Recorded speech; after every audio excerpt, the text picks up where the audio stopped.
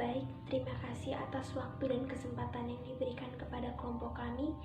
Perkenalkan, nama saya Yuliana Febrianti Gila. Saya memiliki 3 anggota, yaitu Marianus Dominikus Suri, Mario David Soladue, dan Darmawan Abdullah. Kami berempat akan menjelaskan materi tentang minyak bumi. Berikut penjelasannya. Selamat sore Ibu, selamat sore teman-teman.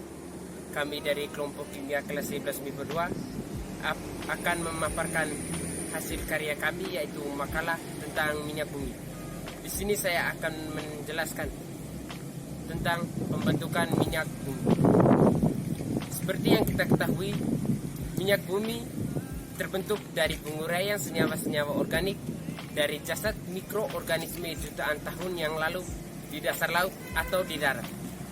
Sisa-sisa tumbuhan dan hewan jutaan tahun yang lalu tertimbun oleh endapan pasir, lumpur, dan zat-zat lain yang mendapatkan tekanan serta panas bumi secara alami. Bersamaan dengan proses penguraian tersebut, bakteri pengurai merombak senyawa-senyawa kompleks dari jasad mikroorganisme menjadi senyawa-senyawa hidrokarbon.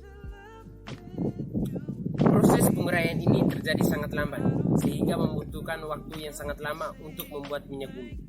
Oleh karena itu, minyak bumi termasuk dalam sumber daya alam yang tidak dapat diperbarui, sehingga perlu dilakukannya kebijaksanaan dalam eksplorasi dan pemakaiannya. Hasil penguraian yang berbentuk cair akan menjadi minyak bumi, sedangkan hasil penguraian yang berbentuk gas akan menjadi gas alam. Untuk mendapatkan minyak bumi, perlu dilakukannya penguburan. Di saat terjadi penguburan, terdapat bagian jasad dan rinik. Bagian jasad dan rinik ini mengandung minyak dan lilin. Minyak dan lilin ini bisa bertahan lama di dalam perut bumi.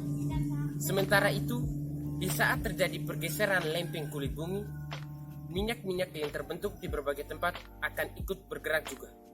Sehingga minyak bumi biasanya didapat di pertambangan-pertambangan minyak atau sumur-sumur minyak. Lokasi-lokasi yang diperoleh untuk mendapatkan sumur minyak itu setelah dilakukannya studi geologi, analisis karakter, dan struktur sumber.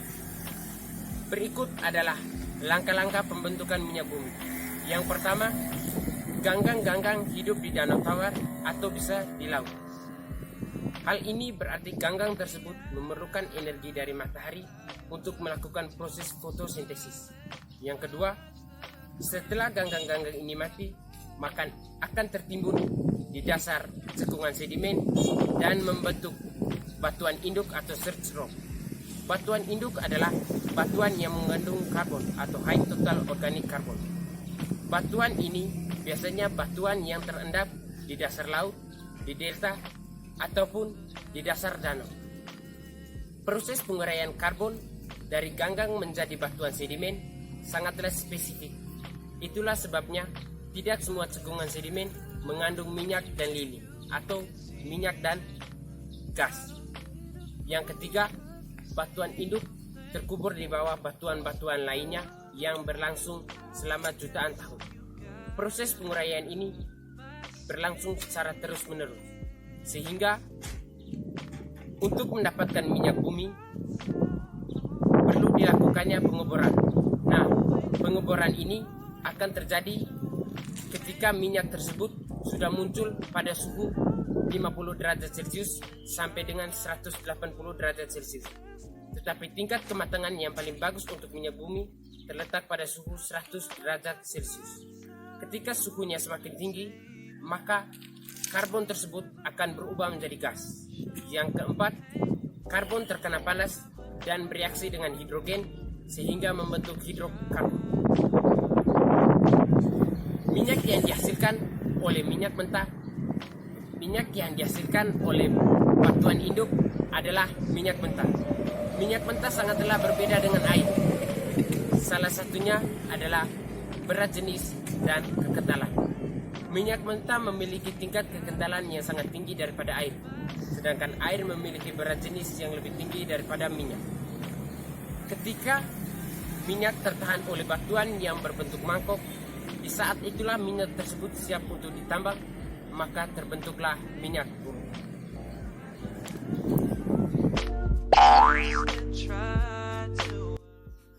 IPK kedua tentang pengambilan dan pengolahan minyak bumi.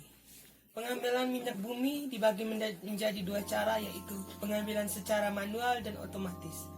Pengambilan secara manual seperti yang kita lihat pada masyarakat sekitar ini yang mengambil minyak secara langsung pada tempat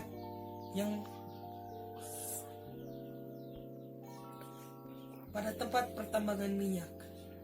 Yang kedua secara otomatis seperti yang dilakukan oleh BUMN, pengeboran minyak di tengah laut dan mengekspornya keluar. Pengolahan minyak bumi. Pengolahan minyak bumi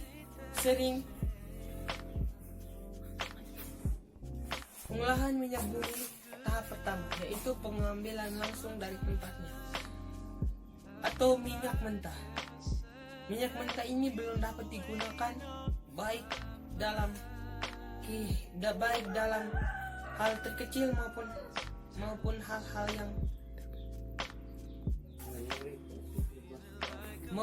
yang besar. Yang fraksi pertama yaitu fraksi yang hanya dapat menghasilkan gas LPG. Fraksi kedua yaitu fraksi yang hanya dapat menghasilkan aftur dan minyak tanah. Fraksi ketiga itu fraksi umum. Fraksi umum ini tidak dapat langsung dipakai karena melalui filterisasi. Fraksi keempat yaitu fraksi yang hanya menghasilkan solar, yaitu bahan bakar diesel. Pengolahan minyak bumi tahap kedua. Pada tahap ini yaitu proses filterisasi merupakan proses lanjutan dari tahap pertama. Yang pertama itu fraksi. Fraksi merupakan penyaringan yang dicampur dengan zat pelarut. Yang kedua kristalisasi. Kristalisasi merupakan proses penyaringan melalui saringan atau penampungan yang sangat besar. Yang ketiga kontaminasi. Kontaminasi ini merupakan penyaringan yang tidak melalui proses apapun, tetapi menggunakan proses penyalinan langsung dari proses pertambangan. IPK yang ketiga yaitu manfaat minyak bumi. Di sini saya akan menjelaskan beberapa manfaat minyak bumi. Yang pertama yaitu sebagai bahan bakar kendaraan. Pada umumnya, minyak bumi digunakan sebagai bahan bakar kendaraan, yaitu digunakan sebagai oli atau pelumas yang nanti akan digunakan sebagai pelicin ban atau jok mobil. Yang kedua, sebagai pembuatan pupuk. Pada bidang pertanian, minyak bumi digunakan sebagai pembuatan pupuk organik dan pestisida. Namun, jika minyak bumi digunakan secara berlebihan atau asal-asalan, dapat melukai akar atau tumbuhan itu sendiri. Namun, jika digunakan secara baik, maka minyak bumi dapat meningkatkan khasiat atau protein pada sayur. Yang ketiga, pembuatan pakaian. Pada manfaat kali ini, minyak bumi digunakan sebagai bahan pembuat serat kain, yaitu seperti spandex, polyester, dan nilon. Yang keempat yaitu sebagai perabotan rumah tangga. Tahukah kalian bahwa jika tanpa minyak bumi, kita tidak akan mengetahui apa itu kompor, spatula, atau perabotan rumah lainnya. Contoh-contoh minyak bumi pada perabotan rumah tangga yaitu seperti spatula, kuali, kompor, dan lain-lain. Baik, jadi saya akan menjelaskan IPK keempat, yaitu dampak dari penggunaan minyak bumi terbagi menjadi dua, yaitu dampak positif dan negatif. Dampak positif yang pertama yaitu sebagai bahan bakar utama untuk menghasilkan energi. 2. Digunakan dalam industri petrokimia untuk pembuatan polimer maupun bahan baku semikal lainnya, contohnya obat-obatan.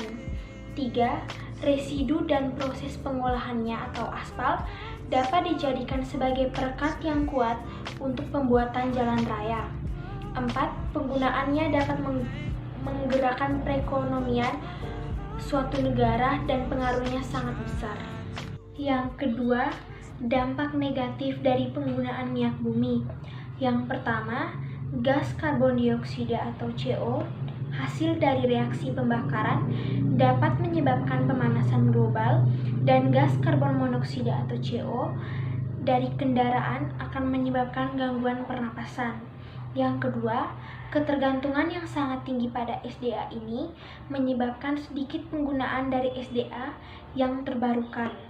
Yang ketiga, gas H2S yang dihasilkan dari proses pengolahan minyak bumi dapat menyebabkan kematian jika terhirup oleh manusia dalam jumlah yang tinggi. Keempat, dapat menyebabkan krisis jika terjadi kelebihan pada produksi minyak. Sekian penjelasan tentang dampak dari penggunaan minyak bumi. Berikut kami ambil kesimpulannya.